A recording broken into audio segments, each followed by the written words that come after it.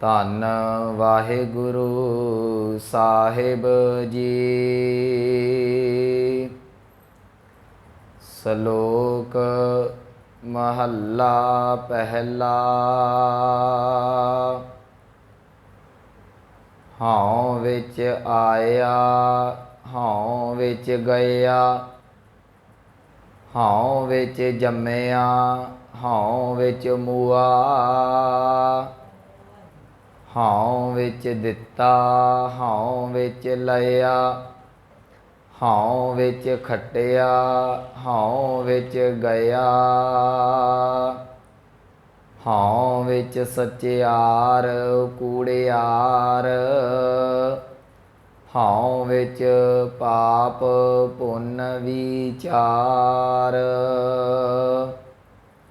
ਹਉ ਵਿੱਚ ਨਰਕ ਸੁਰਗ ਅਵਤਾਰ, ਹਉ ਵਿੱਚ ਹੱਸੈ ਹਉ ਵਿੱਚ ਰੋਵੈ, ਹਉ ਵਿੱਚ ਭਰੀਐ ਹਉ ਵਿੱਚ ਧੋਵੈ, ਹਉ ਵਿੱਚ ਜਾਤੀ ਜਿਨਸੀ ਖੋਵੈ, ਹਉ ਵਿੱਚ ਮੂਰਖ ਹਉ ਵਿੱਚ ਸਿਆਣਾ, ਮੋਖ ਮੁਕਤ ਕੀ ਸਾਰ ਨਾ ਜਾਣਾ,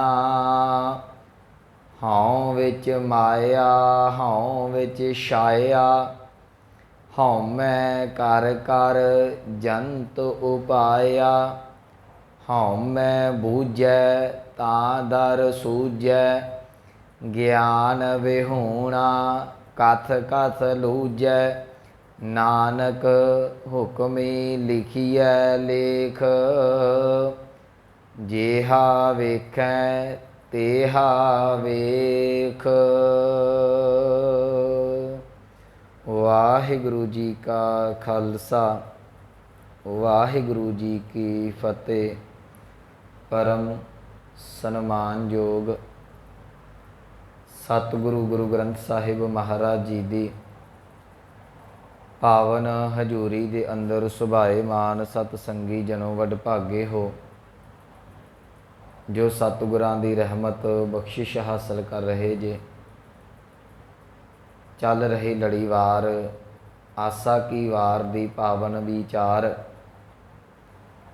ਆਪ ਜੀ ਨੇ ਜੋ ਅੰਮ੍ਰਿਤ ਬਚਨ ਸਰਵਨ ਕੀਤਾ ਹੈ, ਇਹ 7ਵੀਂ ਪੌੜੀ ਦੇ ਨਾਲ ਪਹਿਲਾ ਸ਼ਲੋਕ ਜੋ ਧੰਨ ਗੁਰੂ ਨਾਨਕ ਸਾਹਿਬ ਮਹਾਰਾਜ ਜੀ ਦੀ ਰਚਨਾ ਤੋਂ ਉਚਾਰਨ ਕੀਤਾ ਹੋਇਆ, ਇਹਦਾ ਮੂਲ ਪਾਠ ਹੈ। ਇਸ 7ਵੀਂ ਪੌੜੀ ਦੇ ਨਾਲ 2 ਸ਼ਲੋਕ ਨੇ। ਪਹਿਲਾ ਸ਼ਲੋਕ ਧੰਨ ਗੁਰੂ ਨਾਨਕ ਸਾਹਿਬ ਮਹਾਰਾਜ ਜੀ ਦਾ ਹੈ, ਦੂਸਰਾ ਸ਼ਲੋਕ ਧੰਨ ਗੁਰੂ ਅੰਗਦ ਦੇਵ ਮਹਾਰਾਜ ਜੀ ਦਾ ਹੈ। ਤੇ ਇਹਨਾਂ ਪੌੜੀ ਦੀ ਇਹਨਾਂ ਸ਼ਲੋਕਾਂ ਦੀ ਤੁਸੀਂ ਤਰਤੀਬ ਦੇਖੋ। ਸ਼ਲੋਕ ਦੋਵੇਂ ਹਉਮੈ ਦੇ ਨੇ। ਇੱਕ ਆਪਾਂ ਪਾਠ ਸਰਵਣ ਕਰ ਲਿਆ, ਇੱਕ ਨੂੰ ਆਉਣ ਵਾਲੇ ਦਿਨਾਂ 'ਚ ਵਾਚਾਂਗੇ। ਪਰ ਪੌੜੀ ਜਿਹੜੀ ਉਹ ਸੇਵਾ ਦੀ ਹੈ। ਪੌੜੀ ਹੈ ਜੀ, ਸੇਵ ਕੀਤੀ ਸੰਤੋਖਈ ਜਿਨੀ ਸੱਚੋ ਸੱਚ ਧਿਆਇਆ, ਇਹਦੀ ਸਮਾਪਤੀ ਹੈ ਵਡਿਆਈ ਵੱਡਾ ਪਾਇਆ। ਮੇਰੇ ਮਨ 'ਚ ਇਹ ਗੱਲ ਆਉਂਦੀ ਸੀ ਕਿ ਸੇਵਾ ਦੇ ਨਾਲ ਹਉਮੈ ਦੀ ਗੱਲ ਦਾ ਕੀ ਮਤਲਬ ਹੋ ਗਿਆ, ਸੇਵਾ ਨੂੰ ਹਉਮੈ 'ਚ ਕਿਵੇਂ ਖੋਲ੍ਹਿਆ ਜਾ ਰਿਹਾ। ਪਰ ਗੁਰੂ ਸਾਹਿਬ ਨੇ ਬਖਸ਼ਿਸ਼ ਕੀਤੀ, ਯਾਦ ਰੱਖਿਓ, ਜੇ ਸੇਵਾ ਤੂੰ ਹਉਮੈ ਦੇ ਵਿੱਚ ਕਰਦਾ ਉਹਦਾ ਲਾਭ ਕੋਈ ਨਹੀਂ ਹੋਣਾ। ਕਈ ਵਾਰੀ ਮਨੁੱਖ ਸੇਵਾ ਕਰਦਿਆਂ ਵੀ ਹਉਮੈ ਦੇ ਵਿੱਚ ਹੈ ਨਾ। ਸਤਿਗੁਰੂ ਕਹਿਣਗੇ ਜੇ ਤੂੰ ਸੇਵਾ ਕਰਨੀ ਹੈ, ਜੇ ਪ੍ਰਮਾਤਮਾ ਦੀ ਵਡਿਆਈ ਕਰਨੀ, ਉਸ ਵੱਡੇ ਨੂੰ ਪ੍ਰਾਪਤ ਕਰਨਾ ਹੈ, ਤੇ ਸਭ ਤੋਂ ਪ੍ਰਥਮ ਰੋਗ ਜਿਹੜਾ ਤੇਰੇ ਅੰਦਰ ਹਉਮੈ ਦਾ, ਤੈਨੂੰ ਇਹਨੂੰ ਖਤਮ ਕਰਨਾ ਪਵੇਗਾ। ਦੇਖੋ ਪੌੜੀ ਕੀ ਬੋਲ ਰਹੀ ਹੈ, ਸੇਵ ਕੀਤੀ ਸੰਤੋਖੇ। ਸੇਵ ਉਹ ਕਰਦਾ ਜਿਹਦੇ ਅੰਦਰ ਸੰਤੋਖ ਹੁੰਦਾ ਹੈ। ਵਡਿਆਈ ਵੱਡਾ ਪਾਇਆ, ਤੇ ਵਡਿਆਈ ਕਰਦਾ ਕਰਦਾ ਉਸ ਵੱਡੇ ਨੂੰ ਮਿਲ ਪੈਂਦਾ ਹੈ। ਪਰ ਮਿਲਦਾ ਕੌਣ ਹੈ? 2 ਸ਼ਲੋਕਾਂ ਦੇ ਵਿੱਚ ਗੁਰੂ ਨਾਨਕ ਸਾਹਿਬ ਤੇ ਗੁਰੂ ਅੰਗਦ ਦੇਵ ਮਹਾਰਾਜ ਜੀ ਕਹਿੰਦੇ ਨੇ, ਜਿਹਨੇ ਆਪਣੇ ਅੰਦਰੋਂ ਹਉਮੈ ਦੇ ਭਾਵ ਨੂੰ ਖਤਮ ਕਰ ਲਿਆ, ਜਿਹਨੇ ਆਪਣੇ ਅੰਦਰੋਂ ਹਉਮੈ ਨੂੰ ਖਤਮ ਕਰ ਲਿਆ, ਉਹ ਪਰਮਾਤਮਾ ਨੂੰ ਪ੍ਰਾਪਤ ਕਰ ਲੈਂਦਾ ਹੈ। ਇਹ ਇਸ ਪਾਵਨ ਪੌੜੀ ਦੇ ਨਾਲ ਸ਼ਲੋਕਾਂ ਦੀ ਵਿਚਾਰ ਚੱਲਣੀ ਹੈ। ਪ੍ਰਥਮ ਜਿਹੜਾ ਸ਼ਲੋਕ ਹੈ, ਇਹ ਗੁਰੂ ਨਾਨਕ ਸਾਹਿਬ ਮਹਾਰਾਜ ਜੀ ਦੇ ਮੁਖਾਰ ਬਿੰਦ ਤੋਂ ਉਚਾਰਨ ਕੀਤਾ। ਇਹਦੇ ਵਿੱਚ ਹਉ ਦਾ ਜ਼ਿਕਰ ਹੈ। ਹਉ ਦਾ ਅੱਖਰੀ ਅਰਥ ਕਰਾਂਗੇ ਮੈਂ, ਭਾਵ ਅਰਥ ਕਰਾਂਗੇ ਹਉਮੈ। ਹਉਮੈ ਕਿੱਥੋਂ ਪੈਦਾ ਹੁੰਦੀ ਹੈ? ਚਲੋ ਇਹ ਦੂਸਰਾ ਸ਼ਲੋਕ ਗੁਰੂ ਅੰਗਦ ਦੇਵ ਮਹਾਰਾਜ ਜੀ ਦਾ ਆਪਾਂ ਵਾਚਾਂਗੇ ਆਉਣ ਵਾਲੇ ਸਮੇਂ ਦੇ ਵਿੱਚ ਕਿ ਹਉਮੈ ਇਹਾ ਜਾਤ ਹੈ, ਹਉਮੈ ਕਰਮ ਕਮਾਹੇ, ਹਉਮੈ ਇਹੀ ਬੰਧਨਾ ਫਿਰ ਜੂਨੀ ਪਾਏ। ਹਉਮੈ ਮਨੁੱਖ ਨੂੰ ਬੰਧਨਾਂ ਦੇ ਵਿੱਚ ਪਾਈ ਫਿਰਦੀ ਤੇ ਇਹ ਬਚਪਨ ਤੋਂ, ਇਹ ਜਨਮ ਤੋਂ ਹੀ ਪੈਦਾ ਹੁੰਦੀ ਹੈ। ਅਸਲ ਦੇ ਵਿੱਚ ਹਉਮੈ ਦਾ ਭਾਵ ਹੈ ਮੈਂ, ਮੇਰੀ ਹਸਤੀ। ਇਹਨੂੰ ਸਮਝਣਾ ਹੋਵੇ, ਇਹ ਦੋ ਸ਼ਬਦਾਂ ਦਾ ਸੁਮੇਲ ਹੈ। ਇਹਦਾ ਸੰਧੀ ਛੇਦ ਕਰਦੀ ਹੈ ਹਉ ਪਲੱਸ ਮੈਂ। ਹਾਹਾ ਊੜੇ ਔਂਕੜ ਹਉ ਹੋ ਗਿਆ ਤੇ ਮੰਮੇ ਨੂੰ ਦਲਾਵਾਂ ਮੈਂ, ਇਹ ਵੱਖਰਾ ਪਾਠ ਹੋ ਗਿਆ। ਹਉ ਪਲੱਸ ਮੈਂ ਤੇ ਮੇਰੀ ਹਸਤੀ, ਇਹਨੂੰ ਹਉਮੈ ਕਿਹਾ ਜਾਂਦਾ ਹੈ। ਇਹਨੂੰ ਥੋੜ੍ਹਾ ਜਿਹਾ ਆਪਾਂ ਧਿਆਨ ਨਾਲ ਸਮਝ ਲਈਏ, ਕਿਉਂਕਿ ਅੱਜ ਵਿਚਾਰ ਸਾਰੀ ਇਹਦੇ ਦੁਆਲੇ ਘੁੰਮਣੀ ਹੈ। ਸਤਿਗੁਰੂ ਕਹਿਣ ਲੱਗੇ ਭਲਿਆ ਜਿਹੜੇ ਵੀ ਕਰਮ ਦੇ ਵਿੱਚ ਤੂੰ ਤੇ ਤੇਰੀ ਹਸਤੀ ਜੁੜੀ ਹੋਈ ਹੈ। ਵੈਸੇ ਜਿਹੜੀ ਇਹ ਹਸਤੀ ਸੀ ਇਹ ਅੰਸ਼ ਤੇ ਪ੍ਰਮਾਤਮਾ ਦੀ ਸੀ ਨਾ। ਜਿਹੜੇ ਅੰਦਰ ਸਾਡੇ ਜੀਵ ਹੈ ਇਹ ਤਾਂ ਪ੍ਰਮਾਤਮਾ ਦਾ ਸੀ, ਪਰ ਇਹਨੂੰ ਅਸੀਂ ਆਪਣੇ ਨਾਲ ਜੋੜ ਲਿਆ ਜਿਹਦੇ ਤੋਂ ਹਉਮੈ ਬਣ ਗਈ। ਤੇ ਜੋ ਵੀ ਕਰਮ ਹੈ ਸਤਿਗੁਰਾਂ ਨੇ ਆਰੰਭ ਦੇ ਵਿੱਚ ਕਹਿਣਾ ਕਿ ਹਉ ਵਿੱਚ ਆਇਆ, ਜਨਮ ਵੀ ਹਉਮੈ ਦੇ ਵਿੱਚ ਹੈ ਤੇ ਤੇਰਾ ਮਰਨ ਵੀ ਹਉਮੈ ਦੇ ਵਿੱਚ ਹੈ। ਇਹ ਕਿੱਥੋਂ ਪੈਦਾ ਹੋ ਗਏ? ਜਦੋਂ ਮਨੁੱਖ ਕਹਿੰਦਾ ਮੈਂ ਤੇ ਮੇਰੀ ਹਸਤੀ ਹੈ। ਜਿਵੇਂ ਅਸੀਂ ਘਰ 'ਚ ਰਹਿੰਦੇ ਹਾਂ, ਕਿਹਦਾ ਹੈ? ਮੇਰਾ। ਮੈਂ ਆ ਗਈ, ਮੈਂ ਤੇ ਮੇਰਾ ਘਰ। ਮੈਂ ਆਪਣੇ ਘਰ ਦੇ ਵਿੱਚ ਰਹਿਣਾ ਹਾਂ। ਹਰ ਇੱਕ ਥਾਂ ਦੇ ਉੱਤੇ ਮੇਰੀ ਗੱਡੀ ਹੈ, ਮੇਰਾ ਪਰਿਵਾਰ ਹੈ, ਮੇਰੀ ਧੀ, ਮੇਰਾ ਪੁੱਤ, ਮੇਰੀ ਧਨ ਦੌਲਤ, ਮੇਰੀ ਜਾਇਦਾਦ, ਸੰਪਤੀ, ਸਾਰਾ ਕੁਝ ਮੇਰਾ ਹੈ। ਇਹ ਹਉਮੈ ਦਾ ਅਹਿਸਾਸ ਕਰਾ ਰਿਹਾ ਹੈ। ਤੇ ਇਹ ਹਉਮੈ ਹੀ ਇੱਕ ਦੀਵਾਰ ਹੈ ਜਿਹੜੀ ਸਾਨੂੰ ਪਰਮਾਤਮਾ ਤੱਕ ਨਹੀਂ ਮਿਲਣ ਦਿੰਦੀ, ਜਿਹੜੀ ਪਰਮਾਤਮਾ ਤੱਕ ਨਹੀਂ ਪਹੁੰਚਣ ਦਿੰਦੀ। ਹੁਣ ਜਿਵੇਂ ਵਿਪਰੀਤ ਸ਼ਬਦ ਅਸੀਂ ਪੜ੍ਹਦੇ ਹਾਂ, ਮੈਂ ਦਾ ਵਿਪਰੀਤ ਕੀ ਹੁੰਦਾ? ਤੂੰ ਹੁੰਦਾ ਹੈ ਨਾ। ਕਦੀ ਵੀ ਦੋ ਜਿਹੜੀਆਂ ਨੇ ਮੈਂ ਦੋ ਇਕੱਠੀਆਂ ਨਹੀਂ ਰਹਿ ਸਕਦੀਆਂ। ਆਪਾਂ ਮੈਗਨੇਟ ਦੇਖਦੇ ਹਾਂ ਨਾ, ਚੁੰਬਕ, ਇੱਕ ਪਾਸੇ ਪਲੱਸ ਹੈ, ਇੱਕ ਪਾਸੇ ਮਾਈਨਸ ਹੈ। ਕਦੀ ਪਲੱਸ ਪਲੱਸ ਆਪਸ ਵਿੱਚ ਨਹੀਂ ਜੁੜਦੇ, ਮਾਈਨਸ ਮਾਈਨਸ ਆਪਸ ਵਿੱਚ ਨਹੀਂ ਕਦੇ ਵੀ ਜੁੜਨਗੇ। ਜੇ ਜੁੜੇਗਾ ਪਲੱਸ ਮਾਈਨਸ ਦੇ ਨਾਲ ਜੁੜੇਗਾ, ਮਾਈਨਸ ਪਲੱਸ ਦੇ ਨਾਲ ਜੁੜੇਗੀ। ਮੈਗਨੇਟ ਇੱਦਾਂ ਹੀ ਚੱਲਦਾ ਹੈ ਨਾ। ਜਦੋਂ ਇੱਕ ਦੂਜੇ ਦੇ ਆਪੋਜਿਟ ਜਿਹੜੇ ਨੇ ਉਹ ਜੁੜਦੇ ਨੇ, ਦੋਵੇਂ ਚੀਜ਼ਾਂ ਕਦੀ ਇਕੱਠੀਆਂ ਨਹੀਂ ਜੁੜਦੀਆਂ। ਤੂੰ ਕਹਿੰਦਾ ਮੈਂ ਹੈ, ਅਗਲਾ ਮਨੁੱਖ ਤੈਨੂੰ ਮਿਲ ਪੈਂਦਾ ਮੈਂ ਹੈ। ਜਦੋਂ ਦੋ ਥਾਵਾਂ ਤੇ ਮੈਂ ਇਕੱਠੀ ਹੋ ਜਾਂਦੀ ਹੈ, ਉੱਥੇ ਦਰਾਰ ਪੈਦਾ ਹੋ ਜਾਂਦੀ, ਉੱਥੇ ਝਗੜਾ ਪੈਦਾ ਹੋ ਜਾਂਦਾ, ਉੱਥੇ ਈਰਖਾ ਪੈਦਾ ਹੋ ਜਾਂਦੀ ਹੈ। ਜੇ ਤੇਰੇ ਅੰਦਰ ਈਰਖਾ ਪੈਦਾ ਹੋ ਗਈ, ਤੂੰ ਪ੍ਰਮਾਤਮਾ ਤੱਕ ਕਿੱਥੋਂ ਪਹੁੰਚ ਜਾਵੇਂਗਾ? ਮੈਂ ਆ ਗਈ ਨਾ। ਬਸ ਬਹੁਤੀ ਵੱਡੀ ਸਾਡੀ ਪ੍ਰਮਾਤਮਾ ਦੇ ਵਿੱਚ ਵਿੱਥ ਨਹੀਂ ਹੈ, ਸਿਰਫ ਵਿੱਥ ਨਿੱਕੀ ਜਿਹੀ ਗੱਲ ਦੀ ਹੈ, ਮੈਂ ਦੀ। ਜੇ ਕੋਈ ਜਪ ਕਰਦਾ ਹੈ, ਜੇ ਕੋਈ ਤਪ ਕਰਦਾ ਹੈ, ਕੋਈ ਸਿਮਰਨ ਬੰਦਗੀ ਕਰਦਾ, ਉਹਦਾ ਕਾਰਨ ਇਹੋ ਹੀ ਹੁੰਦਾ ਕਿ ਮੈਂ ਆਪਣੇ ਅੰਦਰ ਦੀ ਹਉਮੈ ਨੂੰ ਮਾਰ ਸਕਾਂ। ਜਿਸ ਦਿਨ ਹਉਮੈ ਮਿਟ ਜਾਂਦੀ ਹੈ, ਉਸ ਦਿਨ ਉਹ ਫਿਰ ਤੂੰ, ਉਹ ਪਰਮਾਤਮਾ ਪ੍ਰਗਟ ਹੋ ਜਾਂਦਾ ਹੈ। ਅੱਜ ਸਾਡੇ ਜਿੰਨੇ ਵੀ ਰਿਸ਼ਤੇ ਨੇ ਉਹਨਾਂ ਦੇ ਵਿੱਚ ਮੈਂ ਹੈ। ਤੇ ਜੇ ਅਗਲਾ ਦੂਸਰਾ ਤੂੰ ਨਾ ਕਵੇ ਤੇ ਉਹ ਰਿਸ਼ਤੇ ਜੰਮਦੇ ਨਹੀਂ, ਉਹ ਰਿਸ਼ਤੇ ਜਿਹੜੇ ਨੇ ਉਹ ਫਿਰ ਨਿਭਦੇ ਨਹੀਂ। ਪਰਿਵਾਰਕ ਰਿਸ਼ਤੇ ਨੇ, ਦੋ ਸਕੇ ਭਰਾ ਨੇ, ਉਹ ਕਹਿੰਦਾ ਮੈਂ ਮਰਜ਼ੀ ਕਰਨੀ, ਉਹ ਕਹਿੰਦਾ ਮੈਂ ਮਰਜ਼ੀ ਕਰਨੀ ਹੈ। ਪਹਿਲਾਂ ਬਾਪ ਦੇ ਕੰਟਰੋਲ 'ਚ ਸੀ, ਬਾਪ ਦੋਵਾਂ ਨੂੰ ਸਮਝਾ ਦਿੰਦਾ ਸੀ। ਹੁਣ ਦੋਵੇਂ ਜਵਾਨ ਹੋ ਗਏ, ਕਹਿੰਦਾ ਮੈਂ ਕਰਨੀ, ਕਹਿੰਦਾ ਮੈਂ ਕਰਨੀ ਹੈ। ਉਹਦੀ ਮਰਜ਼ੀ ਚੱਲਣੀ, ਉਹ ਕਹਿੰਦਾ ਨਹੀਂ ਮੇਰੀ ਮਰਜ਼ੀ ਚੱਲਣੀ ਹੈ। ਕੀ ਇਹ ਤੋਂ ਸਿੱਟਾ ਨਿਕਲਿਆ? ਘਰ ਦੇ ਵਿੱਚ ਕੰਧ ਵੱਜ ਗਈ, ਦੋ ਫਾੜ ਹੋ ਗਿਆ। ਦੂਰੀਆਂ ਪਾਉਂਦੀ ਹੈ ਮੈਂ ਜਿਹੜਾ ਉਹ ਵਖਰੇਵਾਂ ਪੈਦਾ ਕਰਦੀ ਹੈ। ਮੈਂ ਜਿਹੜੀ ਹੈ, ਮੈਂ ਤੋਂ ਹੀ ਯਾਦ ਰੱਖਿਓ ਨਿੰਦਾ ਪੈਦਾ ਹੁੰਦੀ ਹੈ। ਮਨੁੱਖ ਹਰ ਥਾਂ ਤੇ ਚਾਹੁੰਦਾ ਹੈ ਕਿ ਮੇਰੀ ਗੱਲ ਹੋਵੇ। ਜਦੋਂ ਵੀ ਜੇ ਕੋਈ ਬੋਲਿਆ ਜਾਵੇ ਤੇ ਮੇਰੇ ਬਾਰੇ ਬੋਲਿਆ ਜਾਵੇ, ਜੇ ਕੁਝ ਸੁਣਿਆ ਜਾਵੇ ਤੇ ਮੇਰੇ ਬਾਰੇ ਸੁਣਿਆ ਜਾਵੇ, ਜੇ ਕਿਸੇ ਨੂੰ ਸਲਾਹਿਆ ਜਾਵੇ, ਕਿਸੇ ਦੀ ਵਡਿਆਈ ਕੀਤੀ ਜਾਵੇ ਤੇ ਮੇਰੀ ਕੀਤੀ ਜਾਵੇ। ਇਹੋ ਕਾਰਨ ਮਨੁੱਖ ਉਹਨਾਂ ਥਾਵਾਂ ਤੇ ਜਾਣ ਵਿੱਚ ਬਹੁਤ ਖੁਸ਼ ਹੁੰਦਾ ਜਿੱਥੇ ਮਨੁੱਖ ਦੀ ਵਡਿਆਈ ਹੋਣੀ ਹੁੰਦੀ ਹੈ। ਜਿੱਥੇ ਸਾਨੂੰ ਵਡਿਆਇਆ ਨਹੀਂ ਜਾਂਦਾ, ਉਹ ਥਾਵਾਂ ਤੇ ਸਾਡੇ ਵਾਸਤੇ ਬਹਿਣਾ ਬਹੁਤ ਔਖਾ ਹੋ ਜਾਂਦਾ। ਇਹ ਹਉਮੈ ਦਾ ਰੋਗ ਯਾਦ ਰੱਖਿਓ। ਅੰਮ੍ਰਿਤ ਬਾਣੀ ਦਾ ਬਚਨ ਕਹਿਣਗੇ ਹਉਮੈ ਰੋਗ ਮਾਨੁਖ ਕੋ ਦੀਨਾ। ਪਰਮਾਤਮਾ ਨੇ ਜਿਹੜਾ ਇਹ ਸ੍ਰਿਸ਼ਟੀ ਬਣਾ ਕੇ ਨਾ ਤੇ ਜੀਵਾਂ ਦੇ ਵਿੱਚ ਆਪ ਹੀ ਔਗਣ ਪਾ ਦਿੱਤੇ। ਕਿਸੇ ਵਿੱਚ ਕੋਈ ਔਗਣ ਪ੍ਰਬਲ ਹੈ, ਕਿਸੇ ਵਿੱਚ ਕੋਈ ਔਗਣ ਪ੍ਰਬਲ ਹੈ। ਹਾਥੀ ਦੇ ਅੰਦਰ ਵਾਸ਼ਨਾ ਹੈ, ਉਹ ਵਾਸ਼ਨਾ ਦੇ ਪਿੱਛੇ ਜ਼ਿੰਦਗੀ ਗਵਾ ਦਿੰਦਾ ਹੈ। ਭਵਰਾ ਜਿਹੜਾ ਹੈ ਉਹ ਮਹਿਕ ਦੇ ਪਿੱਛੇ ਆਪਣਾ ਆਪ ਕੁਰਬਾਨ ਕਰ ਦਿੰਦਾ ਹੈ। ਪਤੰਗਾ ਲਾਈਟ ਤੋਂ ਸਾਰਾ ਕੁਝ ਛੱਡ ਦਿੰਦਾ ਹੈ। ਹਿਰਨ ਨੂੰ ਕੰਨਾਂ ਦਾ ਜਿਹੜਾ ਚਸਕਾ ਪਿਆ ਹੈ, ਉਹ ਨਾਦ ਸੁਣਦਾ ਸੁਣਦਾ ਹੀੜੇ ਕੰਡੇ ਦੀ ਆਪਣੀ ਗਵਾਜ ਜਿਹੜਾ ਆਪ ਗਵਾ ਦਿੰਦਾ ਹੈ। ਤੇ ਇੱਥੇ ਮੇਰੇ ਸਤਿਗੁਰੂ ਕਹਿਣ ਲੱਗੇ ਮਨੁੱਖ ਨੂੰ ਹਉਮੈ ਦਾ ਰੋਗ ਪ੍ਰਮਾਤਮਾ ਨੇ ਲਾ ਦਿੱਤਾ। ਇਹ ਹਉਮੈ ਦੇ ਵਿੱਚ ਰਹਿ ਕੇ ਹੀ ਆਪਣੇ ਜੀਵਨ ਨੂੰ ਸਮੁੱਚੇ ਨੂੰ ਬਰਬਾਦ ਕਰ ਜਾਂਦਾ। ਇਹਨੂੰ ਇਸ ਗੱਲ ਦੀ ਸਮਝ ਨਹੀਂ ਲੱਗਦੀ ਕਿ ਹਉਮੈ ਕਾਰਨ ਕੀ ਸੀ। ਹਉਮੈ ਤੋਂ ਬਚਣਾ ਕਿਵੇਂ, ਪਰਮਾਤਮਾ ਤੱਕ ਪਹੁੰਚਣਾ ਕਿਵੇਂ, ਇਹਦੀ ਵਿਚਾਰ ਆਪਾਂ ਇੱਥੋਂ ਸ਼ੁਰੂ ਆ ਕਿ ਹਉਮੈ ਬੂਝੈ ਤਾਂ ਦਰ ਸੂਝੈ।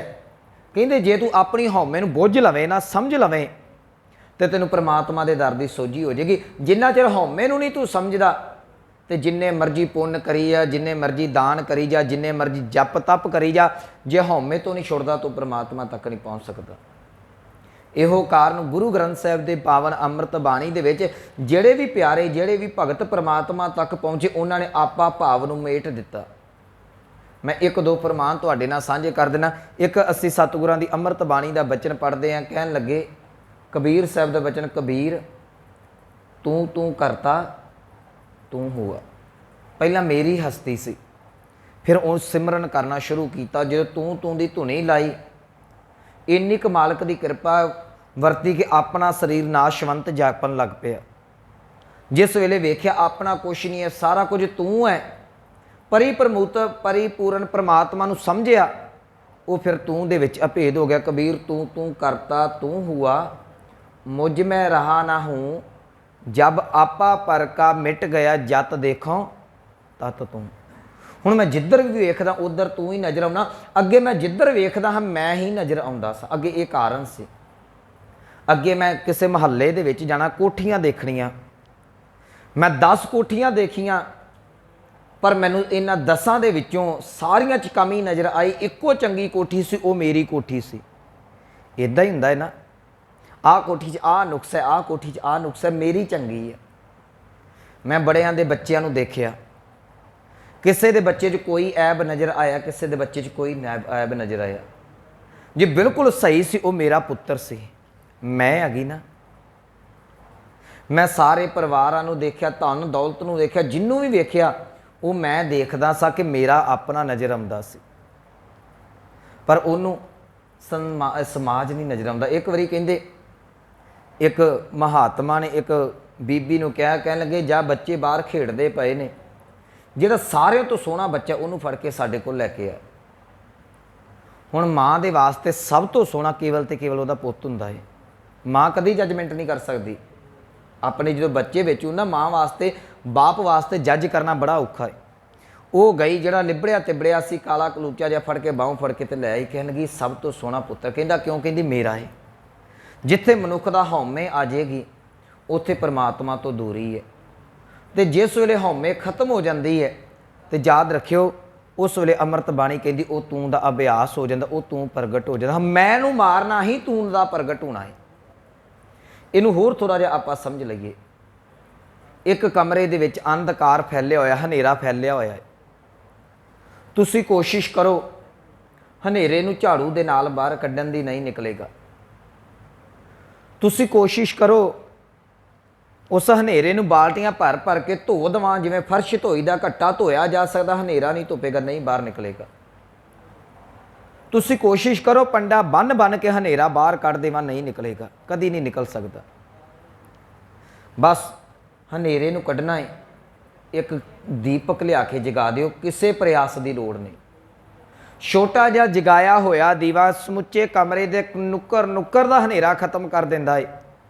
ਜਿਸ ਵੇਲੇ ਤੇਰੇ ਅੰਦਰ ਪਰਮਾਤਮਾ ਦੇ ਨਾਮ ਦਾ ਗਿਆਨ ਦਾ ਦੀਵਾ ਜਪ ਗਿਆ, ਤੇਰੇ ਅੰਦਰ ਦੇ ਹਉਮੈ ਦਾ ਅਭਿਆਸ ਸਾਰੇ ਦਾ ਸਾਰਾ ਖਤਮ ਹੋ ਜਾਣਾ। ਬਸ ਇਹ ਹਉਮੈ ਹੀ ਹੈ, ਇਹ ਮੈਂ ਮੇਰੀ ਹੈ ਜਿਹੜੀ ਸਾਨੂੰ ਚੱਕਰਾਂ ਦੇ ਵਿੱਚ ਪਾਈ ਫਿਰਦੀ ਹੈ। ਅੰਮ੍ਰਿਤ ਬਾਣੀ ਦਾ ਇੱਕ ਹੋਰ ਬਚਨ ਕਹਿ ਲਗੇ, ਜਬ ਹਮ ਹੋਤੇ, ਭਗਤ ਰਵਿਦਾਸ ਜੀ, ਜਬ ਹਮ ਹੋਤੇ, ਅੱਗੇ ਸੀ ਮੈਂ ਤੇ ਮੇਰਾ ਸਾਰਾ ਕੁਛ ਹੈ, ਤਬ ਤੂੰ ਨਾ ਹੀ, ਮੈਨੂੰ ਤੂੰ ਨਜ਼ਰ ਨਹੀਂ ਸੀ ਆਉਂਦਾ। ਅੱਜ ਇਹੋ ਕਾਰਨ ਸਾਨੂੰ ਪਰਮਾਤਮਾ ਨਜ਼ਰ ਨਹੀਂ ਆਉਂਦਾ। ਅਸੀਂ ਪਰਮਾਤਮਾ ਨੂੰ ਗੁਰਦੁਆਰਿਆਂ ਦੇ ਵਿੱਚ, ਮੰਦਿਰਾਂ ਦੇ ਵਿੱਚ, ਮਸਜਿਦਾਂ ਦੇ ਵਿੱਚ ਲੱਭਦੇ ਹਾਂ। ਪਰਮਾਤਮਾ ਅੰਦਰ ਬੈਠਾ ਸੀ ਨਾ, ਉਹ ਕਣ ਕਣ ਦੇ ਵਿੱਚ, ਜਰੇ ਜਰੇ 'ਚ ਬੈਠਾ ਸੀ, ਨਹੀਂ ਦਿਸਿਆ, ਕਿਉਂਕਿ ਉੱਥੇ ਮੇਰਾ ਅਭਿਆਸ ਸੀ, ਉੱਥੇ ਮੈਂ ਸਾਂ ਕੇਵਲ ਤੇ ਕੇਵਲ, ਪਰਮਾਤਮਾ ਨਹੀਂ ਸੀ।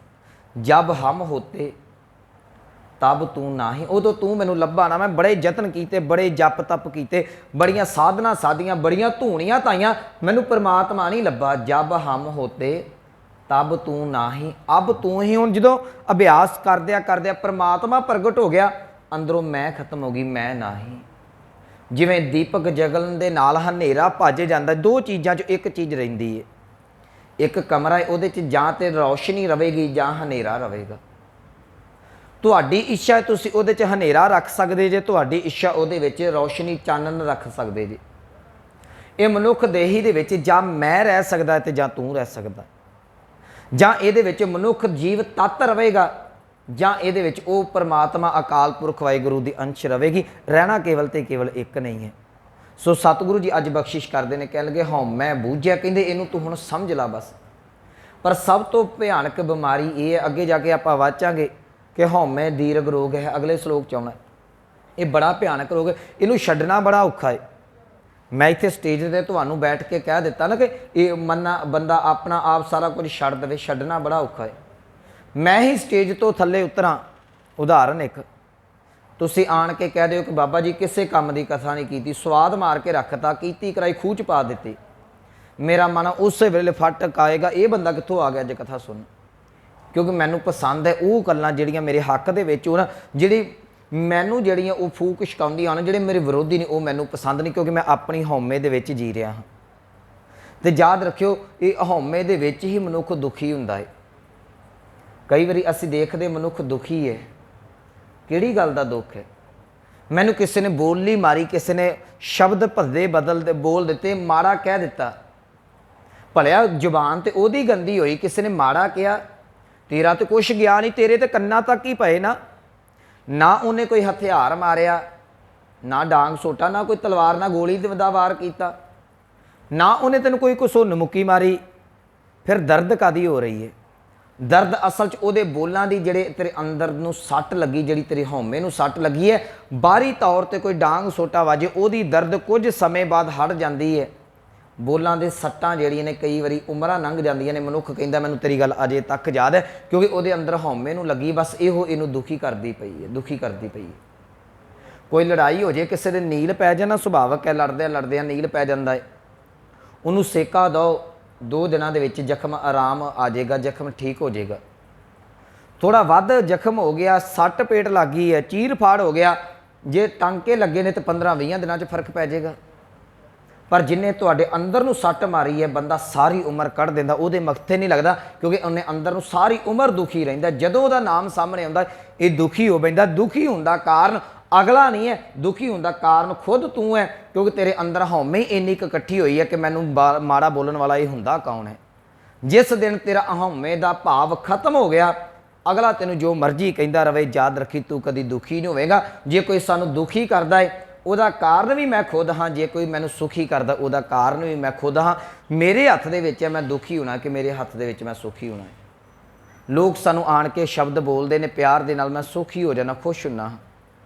ਲੋਕ ਆਣ ਕੇ ਭੱਦੀ ਸ਼ਬਦਾਵਲੀ ਬੋਲਦੇ ਨੇ, ਗਾਲੀ ਗਲੋਚ ਕਰਦੇ ਨੇ, ਮੈਂ ਦੁਖੀ ਹੋ ਜਾਂਦਾ ਹਾਂ।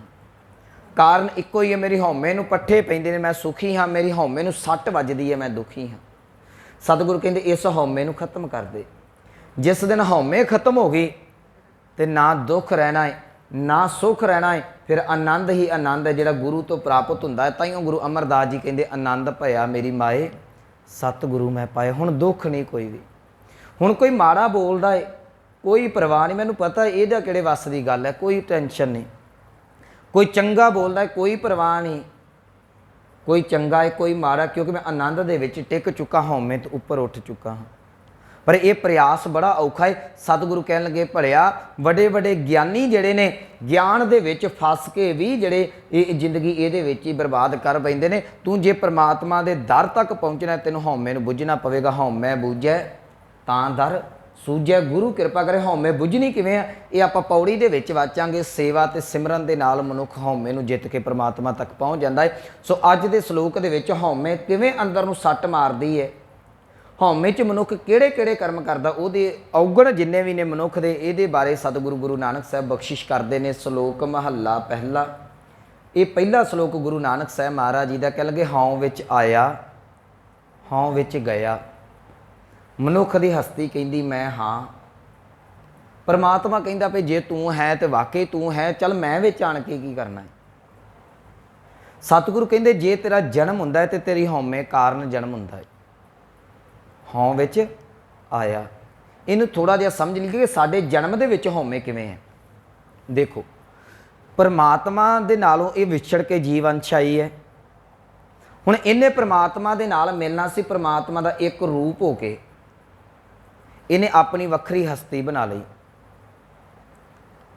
ਪਹਾੜਾਂ ਦੇ ਵਿੱਚ ਪਈ ਹੋਈ ਬਰਫ਼ ਤੇ ਝਰਨਿਆਂ ਦੇ ਵਿੱਚ ਵਗਦਾ ਹੋਇਆ ਪਾਣੀ, ਦੋਵਾਂ ਦਾ ਰੂਪ ਇੱਕੋ ਹੀ ਹੈ ਤੇ ਦੋਵੇਂ ਵੇਖਣ ਨੂੰ ਇੱਕੋ ਪਾਣੀ ਜਾਪਦੇ ਨੇ। ਫਾਰਮੂਲਾ ਦੋਵਾਂ ਦਾ HO2 ਹੀ ਹੈ, ਦੋਵੇਂ ਪਾਣੀ ਨੇ।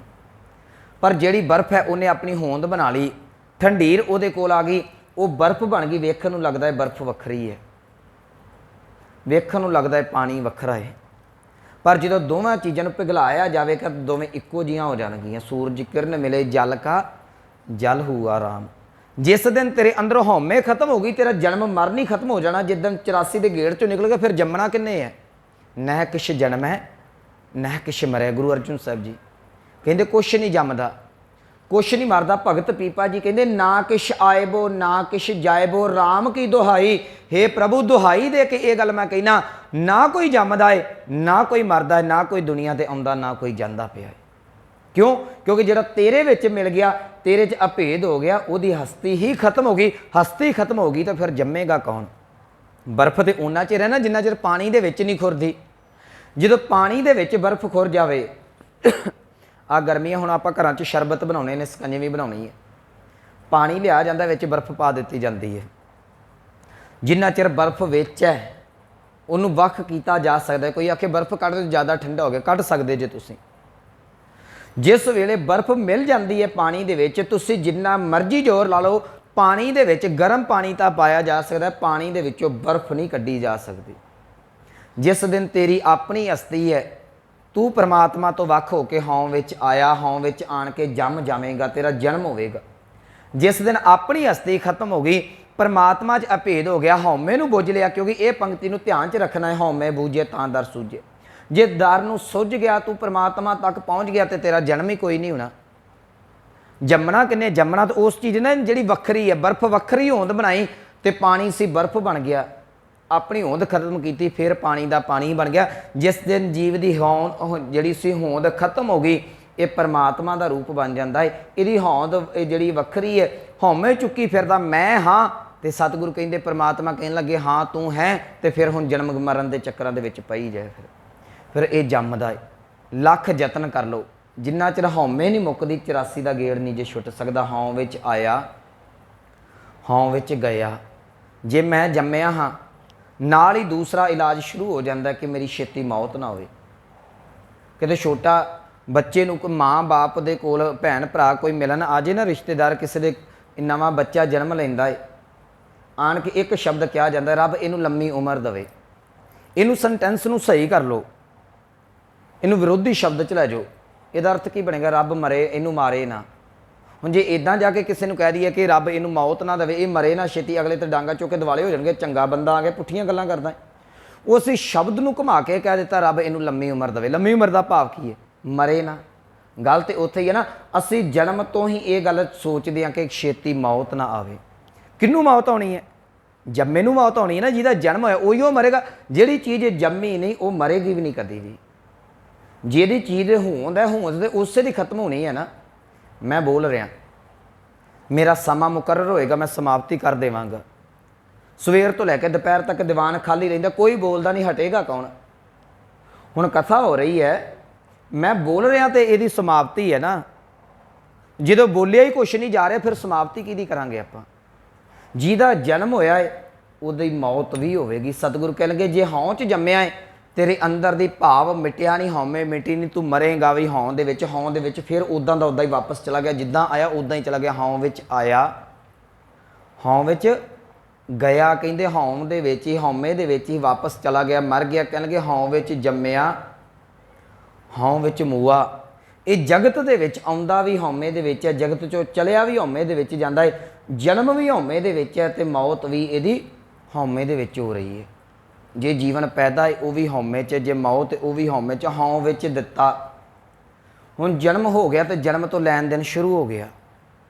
ਕਿਸੇ ਨੂੰ ਅਸੀਂ ਅਸੀਸਾਂ ਦਿੰਦੇ ਹਾਂ, ਕਿਸੇ ਨੂੰ ਅਸਥੂਲ ਚੀਜ਼ਾਂ ਦਿੰਦੇ ਹਾਂ, ਕਿਸੇ ਭੈਣ ਭਰਾ ਨੂੰ ਪੈਸੇ ਧੇਲੇ ਦੀ ਲੋੜ ਪਈ, ਕਿਸੇ ਹੈਲਪ ਦੀ ਲੋੜ ਪਈ, ਦਾਨ ਪੁੰਨ ਦੀ, ਕਿਸੇ ਵੀ ਚੀਜ਼ ਦੀ ਲੋੜ ਪਈ। ਕਿੰਨੇ ਦਿੱਤਾ ਹੈ? ਮੈਂ ਦਿੱਤਾ ਹੈ। ਬੰਦਾ ਜਿਤਾਉਂਦਾ ਹੈ ਨਾ, ਇਹ ਚੀਜ਼ ਮੈਂ ਦਿੱਤੀ ਹੋਈ ਹੈ। ਮੈਂ ਪਿਛਲੇ ਦਿਨ ਵੀ ਕਿਹਾ ਸੀ, ਅਸੀਂ ਗੁਰੂ ਘਰਾਂ 'ਚ, ਅਸੀਂ ਸੁਸਾਇਟੀਆਂ ਦੇ ਵਿੱਚ, ਸਮਾਜ ਦੇ ਵਿੱਚ ਕੋਈ ਚੀਜ਼ ਵੰਡਦੇ ਤੇ ਅਸੀਂ ਪੱਥਰਾਂ ਦੇ ਉੱਤੇ ਦੇਣ ਵਾਲੀਆਂ ਚੀਜ਼ਾਂ ਦੇ ਉੱਤੇ ਪੇਂਟ ਨਾਲ ਲਿਖਾ ਦਿੰਦੇ ਆ ਕਿ ਇਹ ਮੈਂ ਦਿੱਤਾ ਹੋਇਆ। ਦੇਣ ਵਿੱਚ ਵੀ ਕੋਈ ਵੀ ਵਸਤੂ ਦਿੱਤੀ ਜਾਂਦੀ ਉਹਦੇ ਵਿੱਚ ਵੀ ਹਉਮੈ ਦਾ ਭਾਵ ਇਹ ਪ੍ਰਗਟ ਹੋ ਰਿਹਾ। ਇਹਦਾ ਕੀ ਲਾਭ ਹੈ? ਜੇ ਤੂੰ ਅਗਲੇ ਨੂੰ ਜਿਤਾਈ ਹੀ ਇਹ ਗੱਲ ਜਾਣਾ ਕਿ ਮੈਂ ਦਿੱਤਾ ਹੋਇਆ, ਮੈਂ ਦਿੱਤਾ ਹੋਇਆ। ਸਤਿਗੁਰੂ ਕਹਿੰਦੇ ਪ੍ਰਮਾਤਮਾ ਇਹ ਦਾਨ ਹੈ, ਕੀਤੇ ਦਿੱਤਾ ਹੋਇਆ ਤੇਰਾ ਦਾਨ ਕਿਸੇ ਦੀ ਮਦਦ ਤੇ ਕਰ ਸਕਦਾ ਹੈ, ਪਰ ਇਹ ਮੈਂ ਦੇ ਵਿੱਚ ਦਿੱਤਾ ਹੋਇਆ ਤੈਨੂੰ ਪ੍ਰਮਾਤਮਾ ਤੱਕ ਨਹੀਂ ਪਹੁੰਚਾ ਸਕਦਾ। ਅਸੀਂ ਰੁਮਾਲਾ ਚੜਾਉਂਦੇ, ਨਾਲ ਹੀ ਅਰਦਾਸ ਕਰ ਦਿੱਤੀ ਜਾਂਦੀ ਹੈ, ਸਤਿਗੁਰੂ ਪਰਿਵਾਰ ਵੱਲੋਂ ਰੁਮਾਲਾ ਹਾਜ਼ਰ ਹੈ। ਹਾਂ ਆ ਗਈ ਨਾ ਵਿੱਚ, ਮੈਂ ਦਿੱਤਾ ਹੈ ਜੀ, ਭਲੇ ਜੇ ਤੂੰ ਦਿੱਤਾ ਹੈ ਇਹਦਾ ਫਲ ਤੈਨੂੰ ਮਿਲ ਜਾਏਗਾ, ਪਰ ਰੱਬ ਨਹੀਂ ਮਿਲਣਾ। ਯਾਦ ਰੱਖਿਓ, ਜਿਹੜੀ ਅਸੀਂ ਸੇਵਾ ਕਰਦੇ ਹਾਂ ਨਾ, ਸੇਵਾ ਕਰਤ ਹੋਏ ਨਿਹਕਾਮੀ, ਜੇ ਤੇ ਬਿਨਾਂ ਕਾਮਨਾ ਤੋਂ ਸੇਵਾ ਹੈ ਤਿਸ ਕੋ ਹੋਤ ਪ੍ਰਾਪਤ ਸੁਆਮੀ, ਫਿਰ ਪਰਮਾਤਮਾ ਦੀ ਪ੍ਰਾਪਤੀ ਹੈ। ਜੇ ਸੇਵਾ ਕਰਦੇ ਆ ਆਪਣਾ ਭਾਵ ਹੈ, ਹਉਮੈ ਹੈ, ਤੇ ਕਿਤੇ ਨਾ ਕਿਤੇ ਮਨੁੱਖ ਟਿਕਿਆ ਰਹੇਗਾ, ਮੈਂ ਦੇ ਵਿੱਚ ਟਿਕਿਆ ਰਹੇਗਾ, ਉਹਦਾ ਉਹਨੂੰ ਫਲ ਮਿਲਦਾ ਜਾਂਦਾ ਹੈ। ਸਤਿਗੁਰੂ ਕਹਿਣ ਲੱਗੇ ਹਉ ਵਿੱਚ ਦਿੱਤਾ, ਇਹਨੇ ਜੋ ਕੁਝ ਵੀ ਦਿੱਤਾ ਉਹਦੇ ਵਿੱਚ ਇੱਕ ਸੋਚ ਕੰਮ ਕਰਦੀ ਪਈ ਹੈ, ਇਹ ਮੈਂ ਦਿੱਤਾ ਹੋਇਆ, ਇਹ ਮੈਂ ਦਾਨ ਕੀਤਾ ਹੋਇਆ। ਹਉ ਵਿੱਚ ਲਿਆ, ਇਹ ਦੇਣ ਲੈਣ ਸਾਡਾ ਦੁਨਿਆਵੀ ਤੌਰ ਤੇ ਚੱਲਦਾ ਰਹਿੰਦਾ। ਜੇ ਕਿਸੇ ਤੋਂ ਚੀਜ਼ ਵਾਪਸ ਲਈ ਜਾਂ ਕਿਸੇ ਨੇ ਮੈਨੂੰ ਦੇ ਦਿੱਤਾ, ਉਹ ਵੀ ਮੈਂ ਲਿਆ ਹੈ। ਘਰ ਖਰੀਦਿਆ, ਕਹਿੰਦਾ ਇਹ ਮੈਂ ਲਿਆ ਹੈ। ਜੇ ਕਿਸੇ ਨੂੰ ਕੁਝ ਵੇਚ ਦਿੱਤਾ, ਕਹਿੰਦਾ ਇਹ ਮੈਂ ਦਿੱਤਾ ਹੋਇਆ ਹੈ। ਕਿਸੇ ਦੀ ਮਦਦ ਕਰਦਾ, ਕਹਿੰਦਾ ਮੈਂ ਕੀਤੀ ਹੈ। ਜੇ ਕੋਈ ਇਹਦੀ ਮਦਦ ਕਰਦਾ, ਕਹਿੰਦਾ ਹਾਂ ਮੈਂ ਫਲਾਣੇ ਬੰਦੇ ਕੋਲ ਆਹ ਮਦਦ ਲਈ ਸੀ। ਫਿਰ ਉੱਥੇ ਹਉਮੈ ਦਾ ਭਾਵ ਹੈ। ਨਾ ਹਉਮੈ ਦੇਣ ਦੇ ਵਿੱਚ ਮੁੱਕਦੀ ਹੈ, ਤੇ ਨਾ ਹੀ ਹਉਮੈ ਕੁਝ ਲੈਣ ਦੇ ਵਿੱਚ ਮੁੱਕਦੀ। ਉੱਥੇ ਵੀ ਹਉਮੈ ਆ ਗਈ। ਹਉ ਵਿੱਚ ਦਿੱਤਾ, ਹਉ ਵਿੱਚ ਲਿਆ। ਅੱਗੇ ਸਤਿਗੁਰੂ ਕਹਿ ਲਗੇ ਹਉ ਵਿੱਚ ਖੱਟਿਆ, ਹਉ ਵਿੱਚ ਗਿਆ। ਕੁਝ ਲਾਭ ਹੋਇਆ, ਕੁਝ ਖੱਟਿਆ। ਕੋਈ ਘਾਲ ਕਮਾਈ ਕੀਤੀ, ਮਿਹਨਤ ਕੀਤੀ, ਕਿਹਨੇ ਕੀਤੀ ਹੈ? ਮੈਂ ਕੀਤੀ ਹੋਈ ਹੈ। ਇਹ ਡਿਗਰੀ ਹੈ, ਕਿਹਦੀ ਡਿਗਰੀ ਹੈ? ਮੇਰੀ ਡਿਗਰੀ ਹੈ। ਮੈਂ 5 ਸਾਲ 7 ਸਾਲ ਕਾਲਜ ਯੂਨੀਵਰਸਿਟੀ ਦੇ ਵਿੱਚ ਗੱਲ ਨੇ, ਇਹ ਮੇਰੀ ਡਿਗਰੀ ਹੈ। ਸਤਿਗੁਰੂ ਕਹਿਣਗੇ ਹਉ ਵਿੱਚ ਖੱਟਿਆ, ਜੋ ਵੀ ਖੱਟਿਆ ਇਹ ਮੈਂ ਕੀਤਾ ਹੈ। ਇੱਕ ਧਨ ਦੌਲਤ ਬੈਂਕ ਭਰੇ ਪਏ ਨੇ, ਕਿਹਦਾ ਬੈਂਕ ਹੈ? ਮੇਰਾ ਬੈਂਕ ਹੈ, ਮੇਰਾ ਖਾਤਾ ਹੈ। ਕਿਉਂ? ਕਿਉਂਕਿ ਮੈਂ ਕਮਾਈ ਕੀਤੀ ਹੋਈ ਹੈ, ਮੇਰਾ ਨਾਮ ਬੋਲਦਾ ਹੈ ਉੱਥੇ। ਐਫਡੀ ਕਿਹਦੀ ਹੈ? ਮੇਰੀ ਹੈ। ਧਨ ਦੌਲਤ ਸੰਪਦਾ ਕਿਹਦੀ ਹੈ? ਮੇਰੀ ਹੈ। ਸਤਿਗੁਰੂ ਕਹਿੰਦੇ ਹਉ ਵਿੱਚ ਖੱਟਿਆ, ਜੋ ਵੀ ਮਿਹਨਤ ਕੀਤੀ ਨਾ ਤੂੰ, ਉਹ ਵੀ ਹਉਮੈ ਦੇ ਵਿੱਚ ਹੀ ਕਰਦਾ ਰਿਹਾ। ਹਉ ਵਿੱਚ ਗਿਆ। ਜੇ ਕੁਝ ਗਵਾਚ ਗਿਆ, ਕਹਿੰਦਾ ਹੁਣ ਰੋਣ ਲੱਗ ਪਿਆ, ਕਹਿੰਦਾ ਮੇਰਾ ਗਵਾਚ ਗਿਆ। ਮੈਂ ਬੜੀ ਕਮਾਈ ਕੀਤੀ ਸੀ, ਖੱਟਿਆ ਸੀ। ਕਿਤਨੇ ਕਮਾਈ ਕੀਤੀ ਸੀ? ਮੈਂ ਕੀਤੀ ਸੀ। ਅੱਜ ਦੁਖੀ ਹੈ, ਕੀ ਗੱਲ ਹੈ? ਕਹਿੰਦਾ ਗਵਾਚ ਗਿਆ। ਕਿਹਦਾ ਗਵਾਚ ਗਿਆ? ਕਹਿੰਦਾ ਮੇਰਾ ਗਵਾਚ ਗਿਆ। ਕਿਸੇ ਦੇ ਗਵਾਚਣ ਤੇ ਅਸੀਂ ਰੋਂਦੇ ਹਾਂ? ਨਹੀਂ ਰੋਇਆ ਜਾਂਦਾ। ਆਪਣਾ ਕੋਈ ਆਉਂਦਾ ਹੈ, ਹਉਮੈ ਹੈ ਮੇਰਾ ਹੈ, ਖੁਸ਼ੀ ਮਨਾਈ ਜਾਂਦੀ। ਆਪਣਾ ਕੁਝ ਜਾਂਦਾ ਹੈ, ਗਵਾਚ ਗਿਆ, ਤੇ ਉੱਥੇ ਰੋਇਆ ਜਾਂਦਾ। ਪੈਸੇ 4 ਆਏ ਸਨ, ਬੜਾ ਖੁਸ਼ ਸੀ। ਅੱਜ ਬੜੀ ਮੋਟੀ ਕਮਾਈ ਹੋਈ ਹੈ, ਰਸਤੇ 'ਚ ਜਾਂਦੇ ਆ ਬੜੂਆ ਗਵਾਚ ਗਿਆ। ਘਰ ਜਾ ਕੇ ਮੱਥੇ ਤੇ ਹੱਥ ਲਾ ਕੇ ਬੈਠ ਗਿਆ। ਜਿਹੜਾ ਖੱਟਿਆ ਗਵਾਇਆ ਸੀ ਸਾਰੇ ਦਾ ਸਾਰਾ ਗਿਆ। ਕਿਹਦਾ ਗਵਾਚ ਗਿਆ? ਮੇਰਾ ਸੀ, ਗਵਾਚ ਗਿਆ ਨਾ। ਖਬਰਾਂ ਬੜੀਆਂ ਅਖਬਾਰ ਤੇ ਪੜ੍ਹਦਾ ਸੀ ਕਿ ਫਲਾਣੇ ਬੰਦੇ ਨੂੰ ਇੰਨੇ ਦਾ ਘਾਟਾ ਪੈ ਗਿਆ, ਉਹਨੂੰ ਇੰਨੇ ਦਾ ਘਾਟਾ। ਕੋਈ ਫਰਕ ਨਹੀਂ ਸੀ ਪੈਂਦਾ। ਪਾਣੀ ਪੀਂਦਾ ਪੀਂਦਾ, ਚਾਹ ਪੀਂਦਾ ਪੀਂਦਾ ਅਖਬਾਰ ਪੜ੍ਹਦਾ ਸੀ, ਅੱਛਾ ਇਹਨੂੰ ਵੀ ਘਾਟਾ ਪੈ ਗਿਆ, ਇਹਨੂੰ ਵੀ ਘਾਟਾ ਪੈ ਗਿਆ। ਲੱਖਾਂ ਦਾ ਘਾਟਾ ਲੋਕਾਂ ਨੂੰ ਪੈਂਦਾ ਸੀ, ਇਹਨੂੰ ਕੋਈ ਫਰਕ ਨਹੀਂ ਸੀ ਪੈਂਦਾ। ਅੱਜ ਇਹਨੂੰ ਘਾਟਾ ਪਿਆ ਤੇ ਇਹਨੂੰ ਨਾਲ ਹੀ ਹਾਰਟ ਅਟੈਕ ਆ ਗਿਆ। ਕਿਉਂ ਆ ਗਿਆ? ਇਹਦਾ ਆਪਣਾ ਗਵਾਚ ਗਿਆ। ਅੱਗੇ ਕਿਸੇ ਦਾ ਗਵਾਚਦਾ ਸੀ, ਅੱਗੇ ਘਾਟਾ ਪੈਂਦਾ ਸੀ, ਕਿਸੇ ਨੂੰ ਪੈਂਦਾ ਸੀ। ਲਾਭ ਹੁੰਦਾ ਸੀ, ਕਿਸੇ ਨੂੰ ਹੁੰਦਾ ਸੀ। ਅਖਬਾਰ ਪੜ੍ਹੀ, ਫਲਾਣੀ ਕੰਪਨੀ ਨੇ ਇੰਨੀ ਕਮਾਈ ਕੀਤੀ, ਇਸ ਸੰਸਥਾ ਨੇ ਇੰਨੀ ਕਮਾਈ ਕੀਤੀ, ਕੋਈ ਖੁਸ਼ੀ ਨਹੀਂ। ਪਤਾ ਹੈ ਕਿਸੇ ਨੇ ਕਮਾਈ ਕੀਤੀ ਸੀ, ਖਬਰ ਹੈ, ਪੜ੍ਹ ਲਈ, ਛੱਡ ਦਿੱਤੀ। ਅੱਜ ਮੈਂ ਕਮਾਈ ਕੀਤੀ ਹੈ, ਮੇਰੇ ਪੁੱਤ ਨੇ ਕੀਤੀ ਹੈ, ਮੇਰੇ ਪਰਿਵਾਰ ਨੇ ਕੀਤੀ ਹੈ, ਮੇਰੇ ਘਰ ਨੇ ਕੀਤੀ ਹੈ, ਮੇਰੇ ਸਮਾਜ ਨੇ ਕੀਤੀ ਹੈ, ਮੇਰੇ ਦੇਸ਼ ਨੇ, ਮੇਰੀ ਕੌਮ ਨੇ ਕੀਤੀ ਹੈ। ਬੜਾ ਖੁਸ਼ ਹੈ। ਹਉ ਵਿੱਚ ਖੱਟਿਆ, ਸਾਰੀ ਹਉਮੈ ਦੇ ਵਿੱਚ ਮੈਂ ਆ ਗਈ। ਗਵਾਚ ਗਿਆ, ਮੈਂ ਮਰ ਗਿਆ, ਮੇਰਾ ਪਰਿਵਾਰ ਮਰ ਗਿਆ, ਮੈਂ ਕੀ ਕਰੂੰਗਾ, ਗਾਂ ਆਉਣ ਵਾਲਾ ਸਮਾਂ ਕੀ ਕਰੂੰਗਾ, ਲੁੱਟਿਆ ਗਿਆ, ਉਹ ਹੋ ਗਿਆ, ਜੇ ਹੋ ਗਿਆ, ਕਿੱਥੇ ਕਿਉਂ ਹੋ ਗਿਆ? ਮੇਰਾ ਆਪਣਾ ਗਵਾਚ ਗਿਆ। ਜੇ ਇਹ ਹਉਮੈ ਨਾ ਹੁੰਦੀ, ਨਾ ਆਉਣ ਦਾ ਦੁੱਖ ਹੁੰਦਾ ਤੇ ਨਾ ਜਾਣ ਦਾ ਦੁੱਖ ਹੁੰਦਾ। ਬਸ ਇਹੋ ਕਾਰਨ ਹੈ, ਜਿਹੜੇ ਰੱਬ ਦੇ ਪਿਆਰੇ ਫਕੀਰ ਜਾਨੇ, ਉਹਨਾਂ ਦੇ ਉੱਤੇ ਨਾ ਆਉਣ ਦੀ ਕੋਈ ਚਿੰਤਾ ਹੈ, ਇਹ ਨਾ ਆਉਣ ਦੀ ਕੋਈ ਖੁਸ਼ੀ ਹੈ, ਨਾ ਗਵਾਚਣ ਦਾ ਉਹਨਾਂ ਨੂੰ ਕੋਈ ਗਮ ਹੈ। ਤਾਈਓ ਰੱਬ ਦੇ ਪਿਆਰੇ ਖੁਸ਼ ਰਹਿੰਦੇ ਨੇ ਨਾ। ਉਹਨਾਂ ਨੂੰ ਪਤਾ ਹੈ ਕੇਵਲ ਤੇ ਕੇਵਲ ਪੀੜ ਦੀ ਪੂਰਤੀ ਕਰਨੀ ਹੈ। ਜੇ ਰਾਤ ਸੌਣਾ ਹੈ, 2 ਪ੍ਰਸ਼ਾਦੇ ਰੱਜ ਕੇ ਸੌਣੇ ਤਾਂ ਵੀ ਨੀਂਦ ਆ ਜਾਣੀ ਹੈ। ਜੇ ਭੁੱਖੇ ਸੌਂਗੇ ਨੀਂਦ ਤਾਂ ਵੀ ਆ ਜਾਣੀ ਹੈ। ਮਸਲਾ ਤਾਂ ਇਹ ਸੀ ਨਾ, ਤੂੰ ਪਰਮਾਤਮਾ ਦੇ ਨਾਲ ਜੁੜਦਾ। ਸਾਰੀ ਦਿਹਾੜੀ ਭੱਜਦਾ ਰਿਹਾ, ਭੱਜਦਾ ਰਿਹਾ, ਭੱਜਦਾ ਰਿਹਾ। ਕਾਹਦੇ ਵਾਸਤੇ? ਮੈਂ ਰਾਤ ਨੂੰ ਢਿੱਡ ਭਰਨਾ। ਕਿਹਦਾ ਭਰਨਾ? ਆਪਣਾ ਢਿੱਡ ਭਰਨਾ ਹੈ। ਭਰ ਲਿਆ, ਸੌਂ ਗਿਆ। ਸਾਰਾ ਦਿਨ ਜਿਹੜਾ ਸੀ 24 ਦੇ 24 ਘੰਟੇ ਬਰਬਾਦ ਕਰ ਲਏ, ਕੁਛ ਨਹੀਂ ਪੱਲੇ ਪਿਆ। एक फकीर है, सारी दिहाड़ी बंदगी की, सारी दिहाड़ी बंदगी की, शाम को किसी ने टुकड़ दे दिता, खा लिया, ना दिता तो ना खाता, वह सारा दिन लेखे दे विच पै गया। जे तुसी अपने निजी जिंदगी नूं वेखो ना, किहदे वास्ते भज दौड़ की जा रही है। वैसे एक शब्द वरत्या जांदी जी, स्वार्थ। जिहड़ा बंदा धन दौलत जोड़दा, असीं कह दिंदे बड़ा बंदा स्वार्थी है, वो स्वार्थी नहीं हुंदा। स्वार्थ दे अर्थ हुंदे स्वयं अर्थ, जिहड़ा मेरे अपने निज लई है। मैं कोठी पाई, मैं तो फुड़क जाना, होर 70-80 साल मेरी उम्र है, पुत्त मेरा जवान हो गया, कोठी किहदी है? पुत्तर नूं पा के दित्ती है। गड्डी चलाउणा है, बापू नूं अखां तो दीदा नहीं, पुत्त कहंदा तूं साइड ते बह जा कनैक्टर सीट ते, मैं चलाउणा है। गड्डी किहदी है? पुत्तर नूं लैके दित्ती है। पैसे जोड़े ने, काम आउणगे, किहदे काम आउणगे? तेरी तो उम्र हंड गई सारी, तू तो सवेर तो लैके काम ते निकलदा सा, रात नूं 10 वजे आउणा सा, किहदे वास्ते जोड़े? कहंदा मेरा परिवार वरत जाएगा। परिवार दे स्वयं अर्थ कित्थे हो गया? तू स्वार्थी कित्थों हो गया? स्वार्थी भी नहीं बनया गया साडे कोल। स्वार्थ सी मैं बंदगी करदा, मेरे अपने काम आउणी सी, स्वयं अर्थ। ਜਦੋਂ मैं तुरना सी दुनिया के उत्तों, जी मेरे काम आनी सी, वो सी परमात्मा का नाम सिमरन बंदगी, उन्होंने मैं कीता ना, मैं स्वार्थी भी ना बन सकिया। ये लालच तो सी मेरे परिवार के कोल रह, ये मोह तो सी, पर यह स्वार्थ नहीं सी। असी काहदे वास्ते? कभी भी अंदर बैठ के ना कल्ले अंदर नूं झाती मार के फूलन का यतन करियो। तो सच्ची गल मैं समाप्ति वाला वां, गुरमुखो, जिस दिन अंदर नूं फुलोगे ना, सारे बगाने लगणगे, कोई साथ नहीं जे देंदा। ये गल वखरी, साडे ते माया की पट्टी बजी हुई है। ऐनकां ने, ये हौमे दियां ऐनकां ने, सारे ही अपने लगते हैं।